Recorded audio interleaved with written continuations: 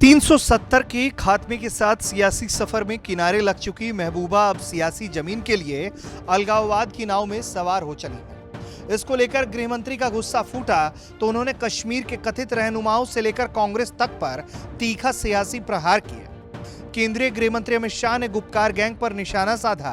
अमित शाह ने ट्वीट कर लिखा, गुपकार गैंग देश में विदेशी दखल चाहता है। गुपकार गैंग ने तिरंगे का अपमान किया है। अमित शाह ने राहुल और सोनिया से गुपकार गैंग को लेकर अपना रुख साफ करने की भी मांग की और इसके बाद केंद्रीय मंत्री रविशंकर प्रसाद ने भी विरोधियों पर निशाना साधा। पार्टी स्वीकार करती है क्या कि कश्मीर के झंडे के बिना वो तिरंगा नहीं लहराएंगे, वो सही है क्या? फारूक अब्दुल्ला चीन से सहयोग लेकर धारा 370 को रिस्टोर करना चाहते हैं, सही है? और कल मैंने विस्तार से अपने प्रेस में बताया किस तरह से 370 को हटाने के कानून के साथ 116 कानून वापस कश्मीर में लगाए गए हैं, जिसमें महिलाओं के अधिकार की बात है, सफाई कर्मचारियों के अधिकार की बात है, प्रिवेंशन ऑफ करप्शन एक्ट की बात है, डाउरी प्रोहिबिशन एक्ट की बात है, prevention of sexual torture of children की बात है। कई चीजें हमने विस्तार से बताई थी। हमने ये भी बताई थी कि उनका वो कानून कि अगर जम्मू कश्मीर की कोई मुस्लिम बेटी दिल्ली पंजाब के मुस्लिम बेटे से शादी करे तो वहां की संपत्ति से महरूम, और अगर जम्मू की कोई हिंदू बेटी दिल्ली या पंजाब के हिंदू लड़के से शादी करे वो भी संपत्ति से महरूम।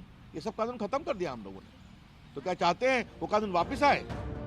महबूबा जब खुद सत्ता में थी तो जमीन पर उतरने को राजी नहीं थी, लेकिन जब अस्तित्व बचाने की बारी आई तो महबूबा उन गुजर बकरवाला के पास पहुंची जिसे उन्होंने अपने राज में हाशिए पर रखा।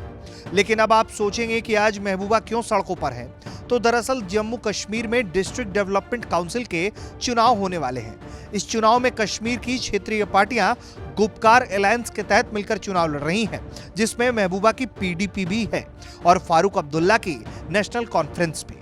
बीजेपी राष्ट्रवाद के हथियार से अकेले सभी को चुनौती दे रही है। कांग्रेस भी इससे बच नहीं पाई है।